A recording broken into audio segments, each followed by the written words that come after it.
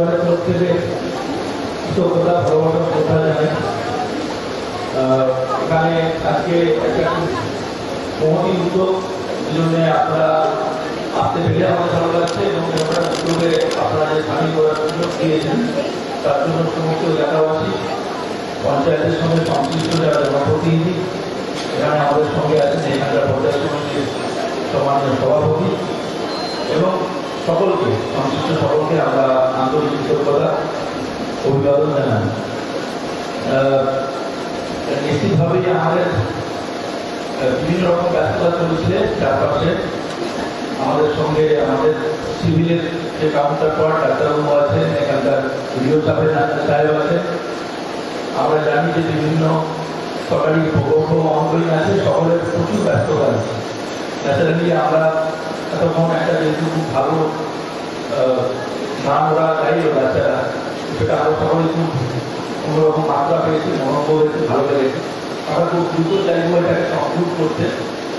একদম সংক্ষেপে যদি আমরা দু একটা কথা বলি, সেটাতে এরকমই হবে যে আপনারা এখন যে সময়কালটা চলছে, এটা যেহেতু এখানে যে মানুষজন এসেছেন, আমরা এইটুকু অন্তত আমাদের যে অনেকগুলো বছর ধরে আমরা পাবলিক সার্ভিসের সঙ্গে আছি, মানুষের সঙ্গে আমাদের কাজ করতে হয়, সেটা থেকে এইটুকু ভরসা রাখতে পারছি যে এখানে সবটা না হলেও একটা বড় অংশের মানুষ কোথাও একটা আমাদের প্রতি ভালোবাসা থেকে এখানে উপস্থিত আছে। তাদের যে চোখমুখের উদ্যোগ, তাদের যে ডিসপোজিশনের যে ওয়ার্ড, যে উষ্ণতা উপস্থিতি, সেটা থেকে এটা বোঝা যায়। তো আমার মনে হয় যে সেখানে আমরা আমাদের যে পুরো টিম আমরা চেষ্টা করেছি সামাজিক অবস্থান নির্বিশেষে, বিশেষ করে যারা পিছিয়ে পড়া প্রান্তিকজন, তাদের জাতি, ধর্ম, রাজনৈতিক মতাদর্শ নির্বিশেষে তাদের যতটা সম্ভব পাশে থাকা, সেটার একটা প্রাপ্তি হল। এবং একই সঙ্গে আগামী দিনে আমাদের এই যে পাশে থাকার দায়বদ্ধতা, এটা আরো বেশি আমাদের বেড়ে যাচ্ছে, কারণ আমরা ফেরত পাচ্ছি করে যাচ্ছি।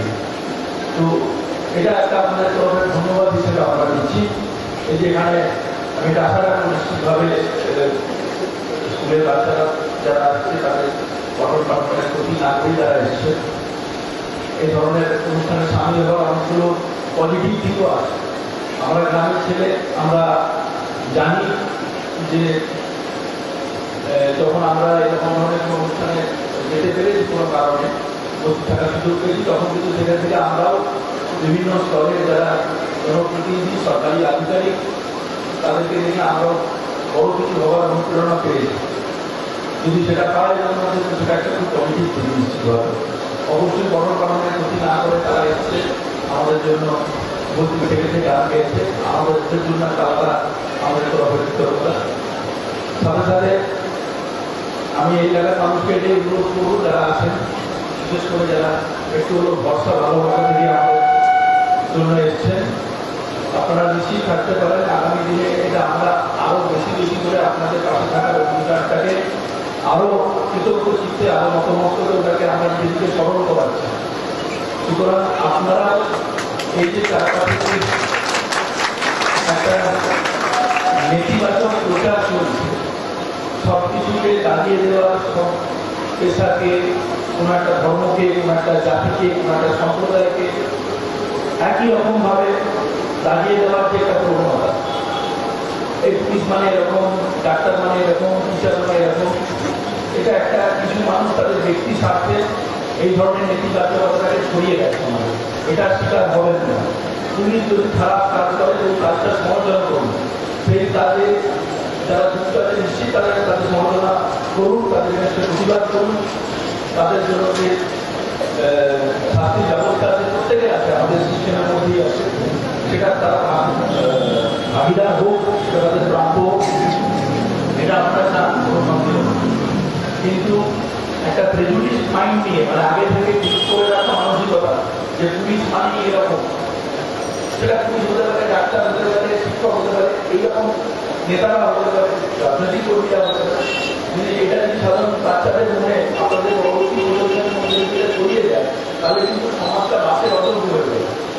ভালো কাজ যেমন খারাপ কাজে সমালোচনা করতে ধন্যবাদ দেন, আপনাদের একটা হাসি মুখ, আপনাদের তরফে একটা ছোট্ট স্বীকৃতি, আপনাদের তরফে একটা ছোট্ট থ্যাংক ইউ, এটা একটা পুলিশ কর্মীর মনোবল অনেক বাড়িয়ে দেয়।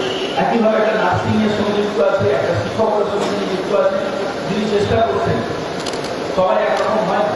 একটা স্কুলে আমরা দেখেছি 2 জন হয়তো শিক্ষক আছেন, তার মধ্যে 2-4 জন আছে যারা কিন্তু অন্য বাচ্চাকে নিজের বাচ্চার মতো করে পড়ায়।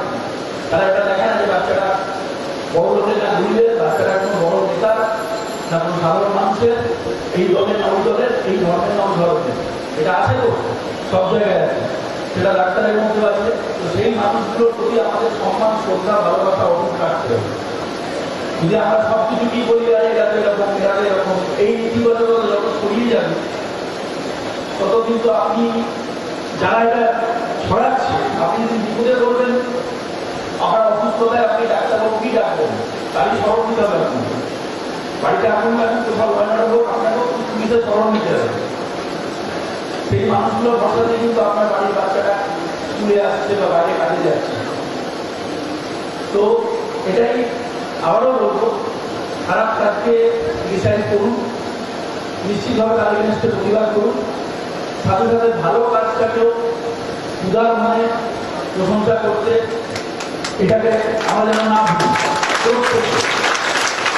একে অপরের কাজের প্রশংসা করা, যে যেটা ভালো করেছে, কেউ ভালো ফুটবল খেলে, ভালো ক্রিকেট খেলে, যে যেখানে যে ফিল্ডে আমরা যেমন প্রশংসা করি, ভালো সিনেমায় ফিল্ডে দিয়ে হাততালি দিই, সেটা আমাদের ব্যক্তি জীবনেও খুব দরকার।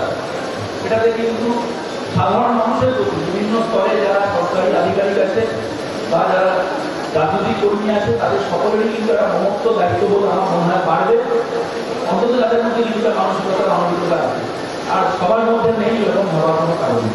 যদি না থাকতো তাহলে এই যে আজকে পঞ্চায়েত যে উদ্যোগ নিয়েছে, একটা যে কোনো ভালো উদ্যোগের আপনি 100টা সমালোচনা করতে পারেন, নানা রকম ব্যাখ্যা করতে পারেন। আমি এটা আগে বলতাম, যে কোনো ধরনের এই ধরনের উদ্যোগ হলে যেখানে একটু প্রান্তিক মানুষজন, পিছিয়ে পড়া মানুষজনের মধ্যে হাসি ফোটানোর চেষ্টা থাকতো, সেখানে আমরা সামিল হওয়ার চেষ্টা করতাম, ডাক পেলে। তাই এখন তো ব্যস্ততা পেরেছি, তবুও আমরা চেষ্টা করি। এবং এখানে আপনি এটা বলতাম বলতে কেউ যদি ছবি তুলে ফেসবুকে পোস্ট করার জন্য যদি 10টা বাচ্চাকে খাবার খাওয়ায়, যারা ক্ষুধার্ত আছে, তারা তাদের বই কিনে দেয়, বা কোনো পিছিয়ে পড়া সুস্থ গরিব মানুষকে 10টা কম্বল তুলে দেয় ঠিকঠাক, বড় কাজ, বিরাট বড় কাজ। যে সমালোচনা করছে, যে এমন কিছু সে করে দেখা, এটা করার কিছু না। আর এটার জন্য করছে, ওটার জন্য করছে, এইভাবে করছে, ওইভাবে করছে, এই খবরে না পড়ে আমরা প্রত্যেকে নিজেদের নিজেদের ক্যাপাসিটিতে ভালো কাজটাকে প্রশংসা করবো এবং নিজেরা কিছুটা ভালো কাজে সামিল হওয়ার চেষ্টা করবো। সকলে খুব ভালো থাকবেন।